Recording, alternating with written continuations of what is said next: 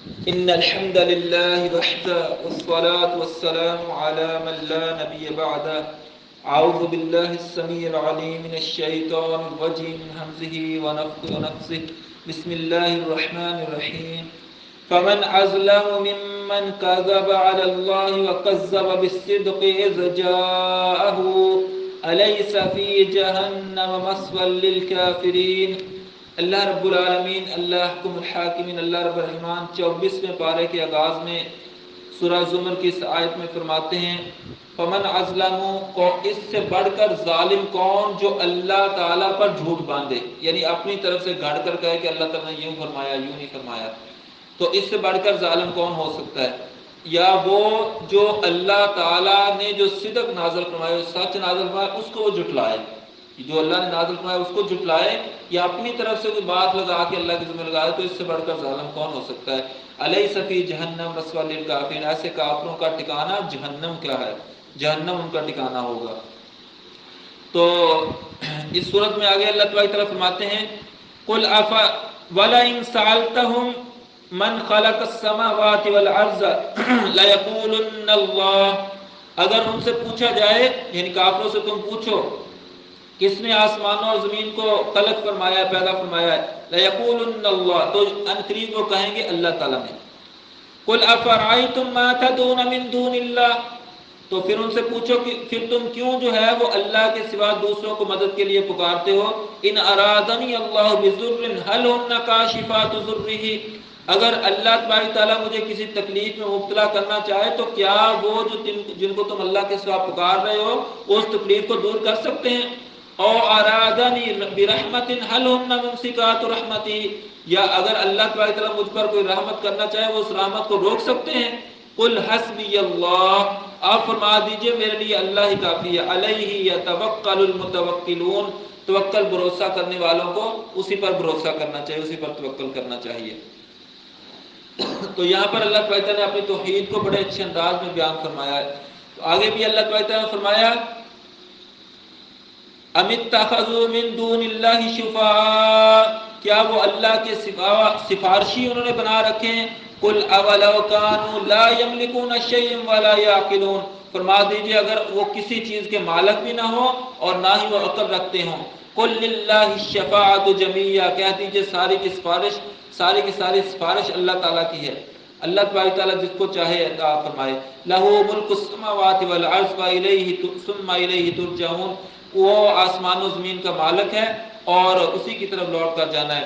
وَإِذَا ذُكِرَ اللَّهُ وَحْدَهُ اشْمَأَزَّتْ قُلُوبُ الَّذِينَ لَا يُؤْمِنُونَ بِالْآخِرَةِ، اللہ تعالیٰ فرماتے ہیں جن لوگوں کو آخرت پر اچھی طرح یقین نہیں ہے نا، تو جب ان کے سامنے اللہ وحدہ لا شریک کا ذکر کیا جاتا ہے، اللہ اکیلے کا ذکر کیا جاتا ہے کہ اکیلا اللہ مشکل کشا ہے، وہی سب کچھ کرنے والا ہے، جب یہ ذکر کیا جاتا ہے تو اشمئزت قلوب، ان کے دل جو ہیں وہ گھٹنا شروع ہو جاتے ہیں، ان کو دلوں کو برا لگنا شروع ہو جاتا ہے، ٹھیک ہے نا، جن کا آخرت پر صحیح یقین نہیں ہے۔ تو فرمایا فَإِذَا ذُكِرَ الَّذِينَ مِن دُونِهِ، جب اس کے علاوہ دوسروں کا ذکر ہوتا ہے کہ فلاں بزرگ کا فلاں ولی کا، تو اِذَا هُمْ يَسْتَبْشِرُونَ، پھر وہ خوش ہو جاتے ہیں۔ تو یہ جو حالت ہے نا، یہ کافروں کی حالت بتائی گئی ہے، نبی صلی اللہ علیہ وسلم کے دور کے مشرکوں کی حالت بتائی گئی ہے کہ جب ان کے سامنے اکیلے اللہ کا ذکر ہوتا ہے تو ان کے دل گھٹنا شروع ہو جاتے ہیں، اور جب دوسروں کا ذکر ہوتا ہے تو وہ راضی ہوتے ہیں، خوش ہو جاتے ہیں۔ یہ ہماری نہیں ہونی چاہیے، ہمارا تو یہ ہونا چاہیے جب اللہ کا ذکر ہو اکیلے اللہ کا تو ہمارے دل باغ باغ ہو جانے چاہیے، خوش ہو جانے چاہیے۔ اللہ تعالیٰ ہمیں ایسی توفیق عطا فرمائے۔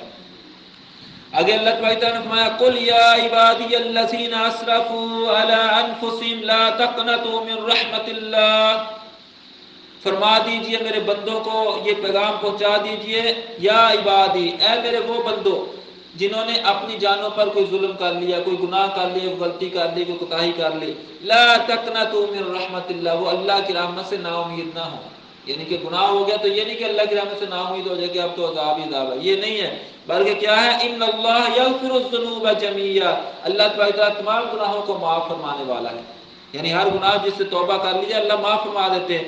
انہ هو الغفور الرحیم، وہ غفور بھی ہے، رحیم بھی ہے، بخشنے والا بھی ہے، مہربان بھی ہے۔ آگے اللہ تعالیٰ کی طرف فرماتے ہیں اسی طرح سورہ زمر میں ہی سیکنڈ لاسٹ رکوع میں، وہاں اللہ تعالیٰ فرماتے ہیں وَلَقَدْ أُوحِيَ إِلَيْكَ وَإِلَى الَّذِينَ مِن قَبْلِكَ، لئن اشرکت لیحبطن عملک ولتکونن من الخاسرین۔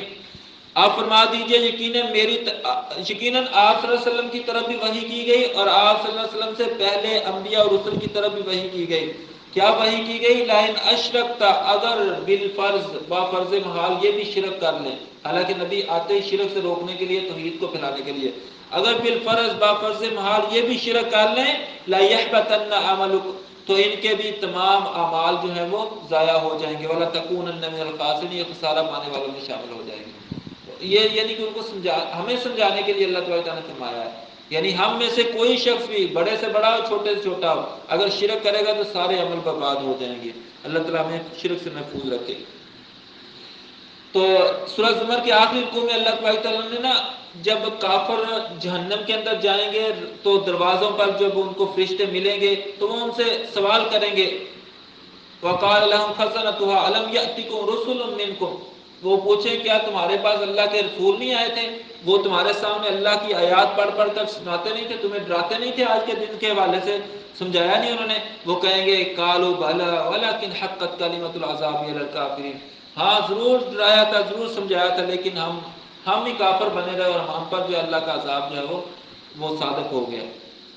اور وہ جب جنتی جو مومن لوگ ہیں، تقوی اختیار کرنے والے، اللہ سے ڈرنے والے، وہ جب جنت میں داخل ہوں گے تو اس کا بھی ذکر اللہ تعالیٰ نے فرمایا، وَسِيقَ الَّذِينَ اتَّقَوْا رَبَّهُمْ إِلَى الْجَنَّةِ زُمَرًا، وہ گروہ کے گروہ داخل ہوں گے جنت کے اندر، حَتَّى إِذَا جَاءُوهَا فُتِحَتْ أَبْوَابُهَا، جب وہ جائیں گے تو ان کے لیے دروازے کھول دیے جائیں گے جنت کے، اور وقال لهم خزنتها، جنت کے دروغے، جنت کے دربار ان کا استقبال کریں گے اور کیا کہیں گے؟ سلام علیکم، تم پر سلامتی ہو، سلام علیکم طبتم فادخلوا خالدون، اس کے اندر داخل ہو جاؤ، ہمیشہ عیش کرو، ٹھیک ہے نا۔ تو اور آخری آیت کے اندر، سورہ زمر میں کی آخری آیت میں اللہ تعالیٰ فرماتے ہیں کہ وَتَرَى الْمَلَائِكَةَ حَافِّينَ مِنْ حَوْلِ الْعَرْشِ، تم فرشتوں کو دیکھو گے وہ عرش کے پاؤں کو تھامے ہوئے اور ڈرتے ہوئے ہوں گے، یسبحون بحمد ربہم، وہ اللہ تعالیٰ کی حمد و ثنا اور تسبیح بیان کرتے ہوں گے، وَقُضِیَ بَیْنَہُم بِالْحَقِّ، اس دن حق کے ساتھ فیصلہ کر دیا جائے گا، وَقِیلَ الْحَمْدُ لِلَّهِ رَبِّ الْعَالَمِینَ، اور کہا جائے گا تمام تعریفیں اللہ رب العالمین کے لیے ہیں۔ اسی طرح سورہ 24ویں پارے میں آگے سورہ مومن ہے۔ تو مومن جو ہے نا، یہ مومن سے مراد وہ مومن ہے، ایک بندہ تھا جو کہ آل فرعون میں سے تھا، فرعون کے گھر والوں میں سے، یعنی فرعون کے رشتہ داروں میں سے تھا، یعنی فرعون تو ہے تو کافر تھا دنیا کا، اس کے رشتہ داروں میں سے ایک شخص تھا جو مومن ہو گیا تھا، ایمان لے آیا تھا موسیٰ علیہ السلام پر اور موسیٰ علیہ السلام کے رب پر، اللہ تعالیٰ پر ایمان لے آیا تھا۔ تو وہ اللہ تعالیٰ فرماتے ہیں کہ وہ اس ایمان کو نا ان کے سامنے ظاہر نہیں کرتا تھا، یعنی اس نے اس کو چھپایا ہوا تھا ایمان کو، اور جو ہے وہ ان کو سمجھاتا تھا، فرعون کو سمجھاتا تھا، اس کو دعوت دیتا تھا اور کہتا تھا کہ تم جو ہے وہ اس طرح کی باتیں نہ کرو، یعنی کہ کیوں جو ہے وہ موسیٰ علیہ السلام کے خلاف بات کرتے ہو۔ تو اللہ تعالیٰ فرماتے ہیں وقال رجل مؤمن من آل فرعون، آل فرعون میں سے ایک مومن جو مرد تھا، یکتم ایمانہ، وہ اپنے ایمان کو چھپائے ہوا تھا، وہ کیا کہتا تھا؟ اتقتلون رجلا ان یقول ربی اللہ، کیا تم ایک بندے کو اس لیے قتل کرتے ہو کہ وہ کہتا ہے میرا رب اللہ ہے؟ اس بات پہ تو نہیں قتل بنتا، اس بات سے تو اس کی مخالفت نہیں بنتی، اگر وہ اللہ کو مانتا ہے تو اس میں کوئی بری بات تھوڑی ہے۔ تو اس نے بڑے اچھے انداز میں سمجھایا، وہ بڑی لمبی تقریر ہے، یہ 1-2 رکوع کے اندر آتی ہے، تو اس نے بڑے اچھے انداز میں سمجھایا، لیکن چونکہ نہیں سمجھے وہ فرعونی، پھر وہ غرق ہوئے، تو دنیا کے اندر بھی ان کو غرق ہونے کا، یعنی کہ ڈوبنے کا عذاب ہی ملا نا، کہ غرق ہو رہے ہیں پانی کے اندر، ڈبکیاں مار مار کے مر رہے ہیں۔ اور پھر دوسرا عذاب ان کے لیے کیا ہوگا؟ اللہ تعالیٰ فرماتے ہیں کہ النار یعرضون علیہا غدوا وعشیا، ان پر آگ جو ہے وہ صبح و شام پیش کی جاتی ہے، یعنی کہ ابھی بھی قبر کے اندر یا جہاں پر ان کی روحیں ہیں سجین کے اندر، یا ان کے جسم ہے جہاں پر، ان پر صبح و شام آگ پیش کی جاتی ہے، عذاب قبر، عذاب برزخ ان کو ہو رہا ہے۔ وَيَوْمَ تَقُومُ السَّاعَةُ، پھر جب قیامت قائم ہوگی، أَدْخِلُوا آلَ فِرْعَوْنَ أَشَدَّ الْعَذَابِ، پھر اب فرعونیوں کو اشد العذاب کے اندر ڈالا جائے گا، 3 طرح کے عذاب، اللہ اور اس کے رسول کی مخالفت کی وجہ سے۔ اللہ تعالیٰ ہم سب کو اللہ اور اس کے رسول کی مخالفت سے محفوظ رکھے، یہ بہت بڑا جرم ہے۔ تو اسی طرح جو ہے وہ اس سورہ مبارکہ کے اندر سورہ مؤمن میں اور بھی اللہ تبارک تعالیٰ نے لوگوں کو سمجھانے کے لیے دلائل جو ہے وہ نازل فرمائے اور توحید کے دلائل بھی نازل فرمائے. اور اس کے بعد جو ہے وہ اگلی صورت ہے سورہ حامیم سجدہ. حامیم ایک الف لام میم سجدہ ہے نا، پیچھے ہم نے پڑھی تھی، اس کے شروع پہلی آیت الف لام میم تھی، اس میں بھی سجدہ آتا تھا. یہ بھی اس صورت میں بھی سجدہ آتا ہے. اور اس کے پہلی آیت کیا ہے؟ حامیم ہے. حامیم السجدہ اس کو کہا جاتا ہے. تو اس سورہ مبارکہ میں اللہ تبارک تعالیٰ نے شروع میں ذکر فرمایا کہ اللہ تبارک تعالیٰ نے آسمان و زمین کو پیدا فرمایا. اللہ تعالیٰ فرماتے ہیں کہ ہم نے جو ہے وہ 2 دن کے اندر تمام پوری زمین کو پیدا فرمایا. 2 دن میں 7 آسمانوں کو پیدا فرمایا. اور 2 دن کے اندر جو ہے وہ زمین و آسمان کے درمیان کی چیزیں، سورج چاند ستارے اور زمین کے اوپر پہاڑ رکھ دیے اور جو ہے وہ دریا اور سمندر بنا دیے. سارا کچھ اللہ تبارک تعالیٰ نے 2 دن میں پیدا فرمایا. تو 6 دن کے اندر اللہ تبارک تعالیٰ نے سارا زمین و آسمان کو اچھے انداز کے اندر پیدا فرما دیا. تو اس سورہ مبارکہ کے اندر سورہ حامیم سجدہ میں اللہ تبارک تعالیٰ فرماتے ہیں ان الذين قالوا ربنا الله ثم استقاموا تتنزل عليهم الملائكة الا تخافوا ولا تحزنوا وابشروا بالجنة التي كنتم توعدون.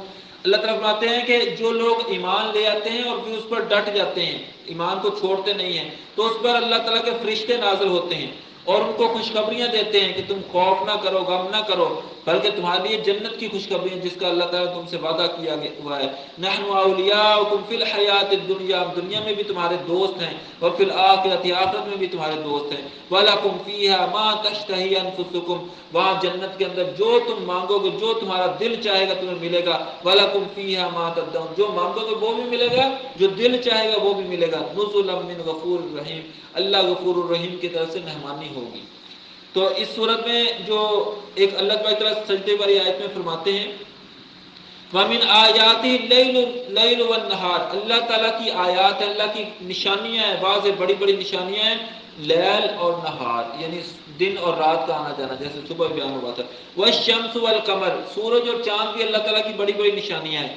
تو یہ نشانیاں سے مراد اللہ تعالیٰ کی مخلوق ہے، اللہ تعالیٰ نے پیدا فرمائی ہے. تو اللہ تعالیٰ فرماتے ہیں لا تسجدوا للشمس ولا للقمر، نہ تو چاند کو سجدہ کرو نہ سورج کو سجدہ کرو، نہ سورج کو سجدہ کرو نہ چاند کو سجدہ کرو. کس کو کرو؟ وَاسْجُدُوا لِلَّهِ الَّذِي خَلَقَهُنَّ، اس کو سجدہ کرو جس نے ان سب کو پیدا کیا، یعنی اللہ تبارک تعالیٰ کو. اللہ تبارک تعالیٰ کو سجدہ کرو جس نے ان سب کو پیدا کیا ہے. ان کنتم ایاہ تعبدون، اگر تم اسی کی عبادت کرتے ہو. تو اس آیت سے جو نا کچھ علماء مفسرین نے یہ مطلب لیا ہے کہ سجدہ اگر سورج چاند ستارے کو نہیں ہو سکتا، کسی کو بھی نہیں ہو سکتا. اور تعظیمی سجدہ بھی جو پچھلی امتوں میں بعض امتوں میں جائز بھی تھا، جیسے یوسف علیہ السلام کے بانی نے ان کو کیا تھا، تو یا فرشتوں نے حضرت آدم علیہ السلام کو، وہ بھی اسلام کے اندر جائز نہیں ہے. امت محمدیہ کے اندر کسی کو سجدہ کرنا جائز نہیں ہے. ٹھیک ہے نا. ایک صحابی تھے حضرت قیس رضی اللہ تعالیٰ، وہ ہیرا نامی ملک میں گئے تھے، وہاں سے آئے تو آ کے عرض کیا اللہ کے نبی صلی اللہ علیہ وسلم، وہاں میں نے دیکھا ہے کہ لوگ ہیرا کے بادشاہ کو جو ہے نا وہ سجدہ کرتے ہیں، تو کیا ہم آپ کو سجدہ کرنے کے؟ وہ تو دنیاوی بادشاہ، آپ تو جو ہے اللہ تعالیٰ کے آخری نبی ہیں، نبیوں کے بھی سردار ہیں. تو اللہ کے نبی صلی اللہ علیہ وسلم نے فرمایا کہ نہیں، ایسا نہ کرنا. کیا تم میری قبر کے پاس سے گزرو سجدہ کرو گے؟ انہوں نے کہا نہیں اللہ کے رسول. فرمایا کرنا بھی نہ، کیونکہ سجدہ اللہ کے سوا کسی کے لیے جائز ہی نہیں ہے. اگر کچھ جائز ہوتا بھی تو عورتیں اپنے خاوند کو سجدہ کرتی کہ ان کا حق بہت ہے، لیکن اسلام کے اندر کسی کو تعظیمی سجدہ بھی جائز نہیں ہے.